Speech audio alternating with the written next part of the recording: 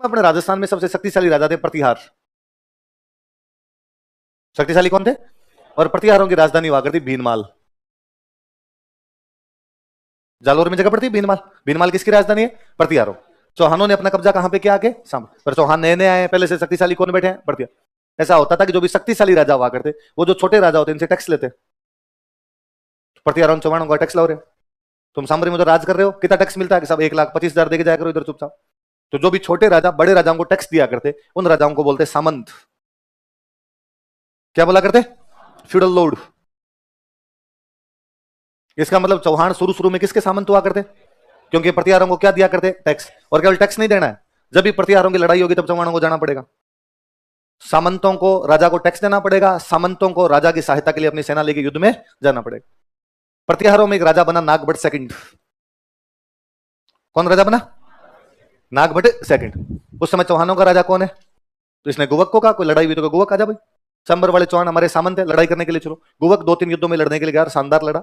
शानदार लड़ा। नागभट्ट प्रथम ने एक दिन अपने, नागभट्ट ये जो सेकंड है, इसने अपने दरबार में एक दिन कहा यार गुवक बड़ा वीर आदमी है। इसको कौन सी उपाधि दी? किसने दी? नागभट्ट कौन से वंश का राजा है? प्रतिहारों की राजधानी कौन सी है? और सांबर वाले चौहान इनके क्या है? तो इनकी तरफ से लड़ने जाते हैं। नागभट्ट सेकंड की तरफ से लड़ने के लिए कौन गया? गुवक प्रथम। तो गुवक प्रथम को क्या उपाधि दी गई? वीर की उपाधि दी गई। तो गुवक प्रथम ने कहा अच्छा तो मतलब मैं तुम्हें लड़ाइयां जीताता हूं? तो हाँ यार तुम वीर आदमी है। तो उसने कहा यार फिर तुम्हें टैक्स क्यों देने हैं? मेरे बलबूते जीत रहे हो, इसका मतलब हम ताकतवर हो गए। और गुवक ने इन प्रतिहारों का आज के बाद हम तुम्हें टैक्स नहीं देंगे। प्रतिहारों ने कहा समझ में नहीं है ये बात क्या करना चाहता है। उसने कहा इसका मतलब सीधा सा यार मैं तुम्हारा सामंत नहीं हूं, आज के बाद तुम्हारी युद्ध में सहायता करने भी नहीं आऊंगा और तुम्हें टैक्स भी नहीं दूं। तो नहीं यार नहीं समझ में आ रहा क्या करना चाहता, क्लियर बता यार क्या करना चाहता। उसने कहा नजदीक आओ, ये जो अभी बोला ना इसका मतलब है तलाक तलाक तलाक। तुम तुम्हारे और मैं। तो पहला स्वतंत्र चौहान कोई राजा था तो वो कौन सा था? इसका मतलब पहले चौहान सामंत हुआ करते, किसके सामंत थे? प्रतिहार। लिखो प्रैक्टिस। मैं पहले वाली बात की तरफ वापस ध्यान दिलाऊंगा आपका। कौन सी झील में? पूजा वूजा सब छोड़िए, कौन सी झील में? अच्छा उत्पत्ति स्थल कौन सी झील है? मतलब शुरुआत में तो कहां आए थे? सांबर। अब पूजा कहां कर रहे हैं? इसका मतलब साम्राज्य विस्तार हो गया है। इसका मतलब है साम्राज्य विस्तार। अब सांबर से चलते चलते कहां तक पहुंच गए? इसका मतलब सांबर से पुष्कर तक चौहान चौहान शक्तियां बढ़ रही है, तभी तो आप प्रतिहारों की अधीनता मानने से मना करोगे। यदि गुवक प्रतिहारों की अधीनता मानने से मना कर रहा है इसका मतलब चौहान शक्तिशाली हो गए। और शक्तिशाली होते कहां तक पहुंच गए? सांबर से कहां तक आगे? पुष्कर तक आगे। इसलिए उनकी एक रानी पुष्कर झील में 1000 दीपक जलाकर भगवान शिव की आराधना करती है। बेसिकली चौहान जो थे वो शिव जी के भक्त थे। चौहान किसके भक्त थे? शिव जी के भक्त थे। तो रानी अपने आप ही किसकी पूजा करेगी? शिव जी की। साथ में और क्या क्या करती? शिल्पा शेट्टी थी उस टाइम की। शिल्पा शेट्टी योगा करती है। शिल्पा शेट्टी योगा की सीढ़ी आया करती थी पहले। शिल्पा शेट्टी के अंदर था। पहले क्या हुआ करता? तो मैं यूं जनरल बात बताऊं, देखो एक कई बार यूं आप सोचिए कभी इस बात को कि अपने यहाँ पे राजा महाराजा हुआ करते, तो राजा महाराजाओं की इनकम का सोर्स क्या था? तो हम कहते हैं टैक्स। जनता से क्या लेते? टैक्स। किस चीज पे लेते होंगे टैक्स? खेती तो यहां होती नहीं। टैक्स किस बात का? कि जैसलमेर एक राज्य है और जैसलमेर राज्य अभी तक बियावान रेगिस्तान पड़ा है, अभी तक वहां कुछ ही नहीं होता। आज के 1000 साल पहले क्या हो रहा था जिस पे टैक्स ले लेते? तो या तो एग्रीकल्चर पे टैक्स लग सकता है, एग्रीकल्चर तो थी नहीं आपकी। तो फिर उद्योग धंधों पे टैक्स लगा लो, तो उद्योग धंधे भी नहीं थे। तो व्यापार पे टैक्स लगा लो, तो जब कृषि नहीं है, जब उद्योग ही नहीं है, तो व्यापार करेंगे किस बात का? तो अपने यहाँ के राजा टैक्स लेते किसका थे? पश्चिमी राजस्थान वाले बेसिकली। तो अपने राजस्थान भगवान के न्याय करता है जी। भगवान कुछ नहीं देता तो और कुछ रास्ते खोलता है कहीं ना कहीं आपके लिए। अपने भारत में अच्छा व्यापार इधर होता पश्चिम की तरफ से, तो वो होता सिंध। कहां होता? पाकिस्तान में जो सिंध है, सिंध में बहुत अच्छा बिजनेस हुआ करता था, इसलिए सिंधी सारे के सारे बिजनेसमैन है। इसलिए सिंधियों को न तो खेती करता हुआ देखोगे, न सिंधियों को नौकरी करता हुआ देखोगे। सिंधी दुकान नहीं खोलेंगे भाई, ब्लड है वो, कई पीढ़ियों से 100 पीढ़ियों से यही कर रहे हैं, बिजनेस ही कर रहे हैं। तो सिंध का सामान आता आगरा। सिंध से सामान कहां पे आता? अच्छा ईरान। ईरान पड़ता है, ईरान अफगानिस्तान से ईरान, मध्य एशिया, इसको मध्य एशिया बोलते हैं, सेंट्रल एशिया। अपने इधर से अपना सामान आता दिल्ली या आगरा। दिल्ली आगरा अपने बड़े सेंटर थे, तो इधर दिल्ली आगरा की तरफ सामान आता। दिल्ली से सामान जाता गुजरात, या गुजरात से सामान जाता दिल्ली। गुजरात बहुत बड़ा व्यापारिक केंद्र था। व्यापारिक केंद्र अक्सर वो होते हैं जहां पे समुद्र होता है। व्यापार वहां पर होता है जहां पर क्या होता है? समुद्र। हमारे व्यापार नहीं था, उसका कारण हमारे पास में समुद्र ही नहीं है। तो गुजरात के पास समुद्र था, तो गुजरात एक बहुत बड़ा व्यापारिक केंद्र था। मध्य प्रदेश में जगह पड़ती है मालवा। मालवा से सामान जाता दिल्ली, या दिल्ली से जाता मालवा, कुछ ही मान लो। इन सब के बीच में हम है। आप सिंध से आगरा जाओगे तो वाया राजस्थान, आप दिल्ली से सेंट्रल एशिया जाओगे तो वाया राजस्थान, दिल्ली से मालवा जाओ तो वाया राजस्थान, दिल्ली से गुजरात जाओ तो वाया राजस्थान। ट्रेड रूट है, क्या है?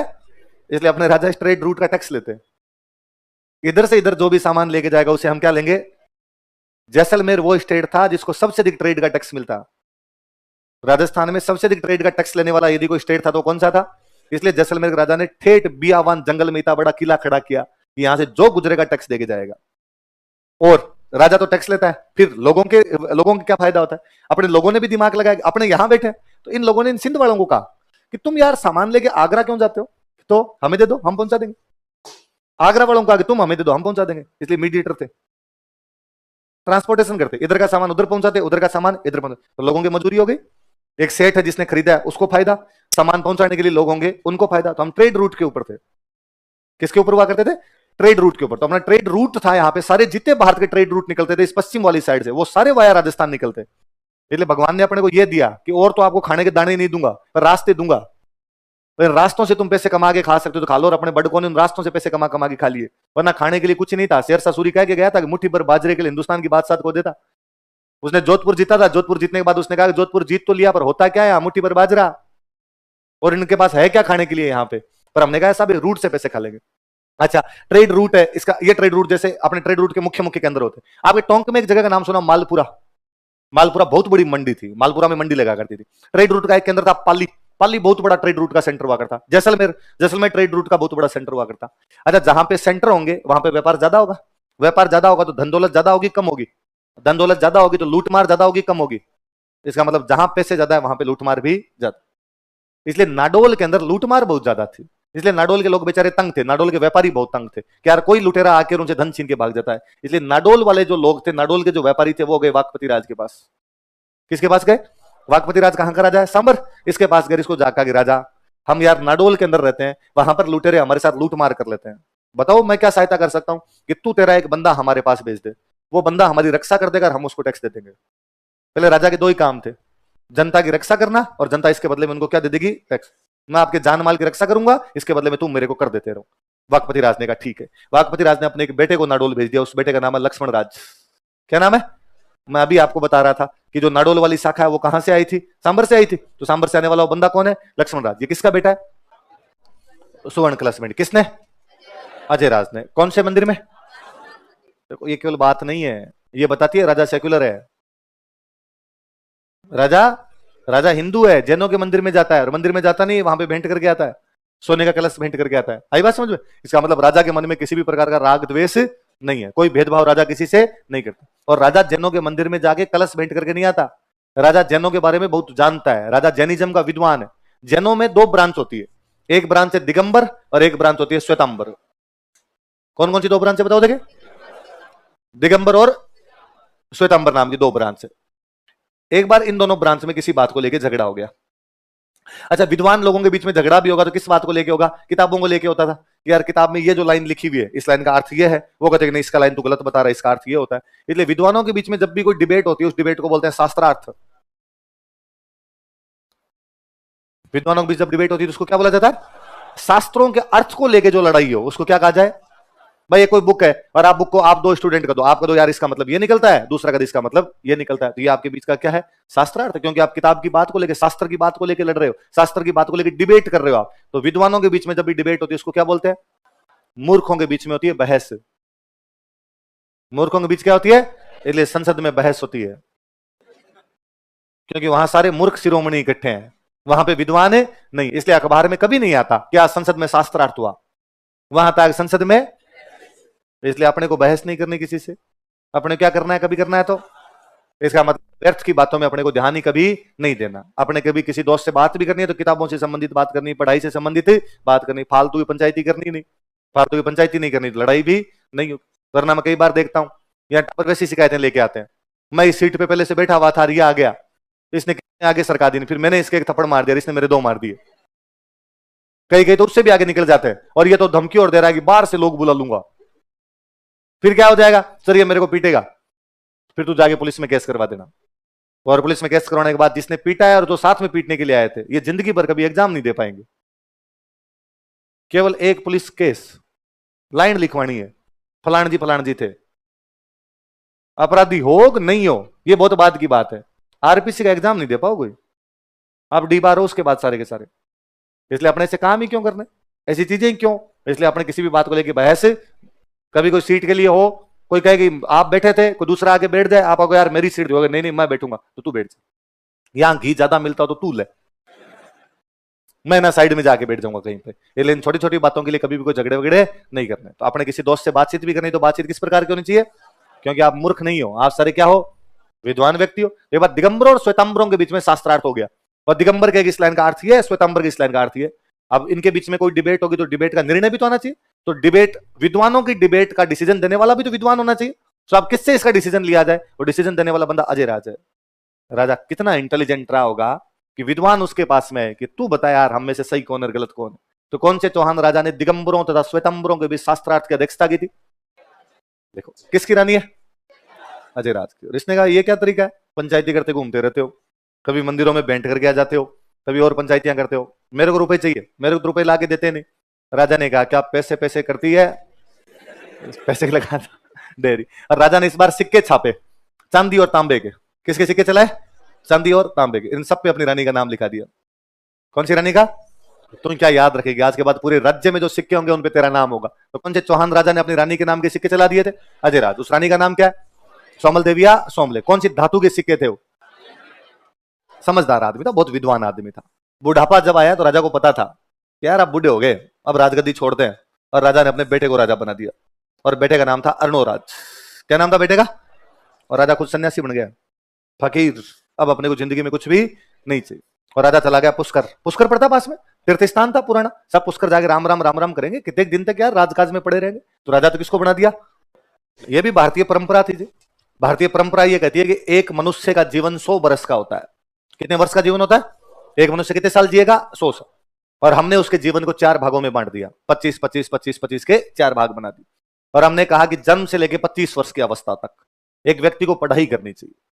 क्या करनी चाहिए, पढ़ाई, पढ़ाई और पढ़ाई करे। 25 साल तक पढ़ाई के अलावा किसी भी दूसरी चीज में ध्यान है, कोई लड़ाई झगड़े, कोई दूसरे प्रकार की गतिविधियां नहीं, केवल केवल और क्या करनी है अपने को, पढ़ाई। ब्रह्मचर्य आश्रम, कौन सा आश्रम है, संयमित जीवन जिया जाए। जीवन में संयम, अधिकता नहीं होनी चाहिए, सुविधाएं ज्यादा जीवन में नहीं होनी चाहिए। अधिक सुविधाएं व्यक्ति की आक्रामकता कम कर देती है, अधिक सुविधाएं व्यक्ति की आक्रामकता। तो ज्यादा सुविधाएं नहीं, ब्रह्मचर्य आश्रम। इसलिए घर पे मत रखो टाबर को पढ़ने के लिए, हॉस्टल। एक एक बच्चा गुरुकुल जाना चाहिए पढ़ने के लिए। कहां जाना चाहिए, तो गुरुकुल में भेजो, और वहां पे एकदम संयमित जीवन जिएगा। रोटी 4 की भूख है तो 3 खा, संयमित जीवन जी, ज्यादा आक्रामक नहीं होना। 4 की जगह 6 खाएगा, दिन में पढ़ा रहेगा, पढ़ेगा ही नहीं, बाद में नींद आएगी ज्यादा। तो 25 साल तक पढ़ाई, पढ़ाई और पढ़ाई पे ध्यान दे। जब पढ़ाई करेगा तो कमाने लायक होगा, उस शिक्षा से कमाएगा। अब जब तू 25 के बाद कमा रहा है तो अब ब्याह कर, गृहस्थ आश्रम। कौन से आश्रम में, अब तेरी पत्नी होगी, तेरे बच्चे होंगे, मम्मी पापा के साथ रहे वापस। अब घर के लिए जितना कुछ कर सकता है वो सारा कर, घर बना, कोई और कोई घर के लिए जो काम करने तेरे को वो कर। 25 से लेके 50 तक सारे काम तेरे किसको समर्पित होने चाहिए, घर। घर गृहस्थी की जो चीजें वो सारी तेरे द्वारा की जानी चाहिए। रिश्तेदारियां, घर में जो कुछ खर्चा लगता है वो अब तू देगा, तू चलाएगा ये। अब तू हो गया 50 का। अब जब तू 50 का हो गया है तो तेरा बेटा 25 का होने वाला, वो गृहस्थ आश्रम के अंदर आने वाला। इसलिए अपने बेटे को घर की चाबियां सौंप। अब घर के कामकाज बंद कर, अब तू समाज के काम कर। किसके काम कर, गांव में क्या अच्छा कर सकता है, समाज के लिए क्या अच्छा कर सकता है वो कर। वानप्रस्थ आश्रम, कौन सा आश्रम, रहेगा घर में लेकिन घर के काम नहीं करेगा। काम किसके करेगा, समाज। समाज के लिए क्या क्या कर सकता है वो सारी अच्छी बातें कर। तूने तेरे 50 साल की जिंदगी में क्या सीखा, लोगों को बता। लोग जो नए नए गृहस्थ बने उनके जीवन में क्या दिक्कतें आ सकती है वो बता, उनका मार्गदर्शन कर, उनको गाइड कर। अच्छे समाज में एजुकेशन के लिए, हेल्थ के लिए तू क्या कर सकता है वो कर।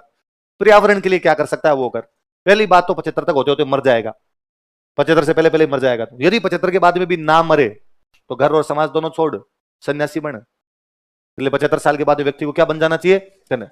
और जो 75 के बाद में सन्यासी बनते, 75 के बाद में कम ही लोग जिया करते। जो सन्यासी बनते उनको यार इनको गजब का एक्सपीरियंस है। और सन्यासी के लिए कहा गया कि सन्यासी को किसी एक जगह पे 3 दिन तक नहीं रहना चाहिए। 3 दिन से पहले पहले जगह चेंज कर, देशाटन कर। क्या कर, क्या शब्द बोलो दोबारा, क्या शब्द है, अटन। अटन का मतलब होता है यात्रा। अटन का मतलब क्या होता है, तो देशों की यात्रा क्या कहलाई, देशाटन। क्या कहलाई, परी का मतलब होता है चारों तरफ। परी का मतलब क्या होता है, इसलिए पर्यटन का मतलब चारों तरफ की यात्रा। परि प्लस अटन, अटन का मतलब क्या है? यात्रा। देश अटन, देशों की यात्रा करे तो देशाटन, चारों तरफ घूम के आए तो पर्यटन। तो आप कहते हो पर्यटन कि पर्यटन करके आए भाई, घूम के आए, तो घूम के आने को क्या बोला जाता है? पर्यटन। क्योंकि अटन का मतलब क्या होता है? तो सन्यासी के लिए कहा गया कि तू देशाटन कर, एक जगह पे मत रह, घूम इधर उधर, और घूम घूम के 75 साल में जो कुछ सीखा है वो लोगों को सिखा। इसलिए सन्यासियों की कद्र थी कि सन्यासी वो लोग थे जो समाज को मार्गदर्शन दिखाया करते। सन्यासी वो लोग थे जिनके पास जिंदगी का गजब का एक्सपीरियंस हुआ करता था।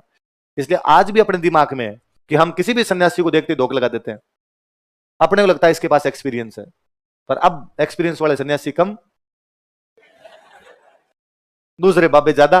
पर आप देखो, वो व्यवस्था कहती है कि सन्यास 75 साल का होने के बाद ले। उस व्यवस्था ने नहीं कहा कभी भी कि तू भरी जवानी में सन्यासी बने। कई बाबे एकदम यंग, गोरे चिट्टे, फेयर एंड लवली लगा लगा के 4 बार बालों को ऐसे ऐसे करते हैं। और राम जी ने कहा, क्या कहा राम जी ने? उद्देश्य दूसरे हैं फिर, तो समाज में भ्रष्टाचार व्याप्त होगा, ये सब चीजें होगी। तो व्यवस्था बेहद सोच समझ के बनाएगी। 25 साल तक केवल पढ़ाई की जाए, बाकी चीजों की तरफ ध्यान नहीं दिया जाए, ताकि समाज एजुकेटेड हो, समाज में शिक्षा रहे। फिर तू घर के काम कर, बाकी चीजों की तरफ मत देख। 50 के बाद में घर के काम छोड़, अगली पीढ़ी को सौंप, ताकि तेरे मेरे अगली पीढ़ी में क्लेश ना हो। मैं कहता हूं ये व्यवस्था आज भी लागू की जानी चाहिए। आज भी जो जो बुजुर्ग लोग, आज मान लो 50 वाली उम्र बढ़ के 60 हो गई, रिटायरमेंट की उम्र कितनी आ गई? 60। आज अपने 25 तक नहीं पढ़ते, अपने पढ़ते भी तो 30-32 तक है, 30-32 तक नॉर्मल पढ़ता रहता बंदा, तो रिटायरमेंट वाली एज बढ़ गई, उधर 60 आ गई। तो 60 साल के बाद में आदमी को घर की चाबियां बेटे को सौंप देनी चाहिए। और जो जो डोकरे 60 के होने के बाद घर की चाबियां बेटों को सौंप देते हैं वो तो सुख पाते हैं। और जिन घरों में डोकरे लास्ट तक लठ लेके यूं पंचायती करते हैं, उन डोकरों की बात घरवाले मानना बंद कर देते हैं। जो जो सास में बिननियों को बहुत जल्दी अपना संभाला देती है, बिननी तुम जानो तुम्हारा काम जाने, उन सासुओं की कदर होती है, बिननियां भी पूछती रहती है, और कई कई डोकरियां सभी यहां बांध के घूमती रहती है लास्ट तक। उनकी बाद में घर में भी कदर होनी बंद हो जाती है। उनको सिखाया जाना चाहिए कि वानप्रस्थ कहता है कि 50 के बाद में घर के काम छोड़े जाएं, सन्यास कहता है कि 75 के बाद में तो घर ही छोड़ दिया जाए। राजा कितना इंटेलिजेंट है कि 75 के बाद बाबा बन गया, तुम संभालो यार, बेटे को दे गया। बेटे का नाम क्या था? अगला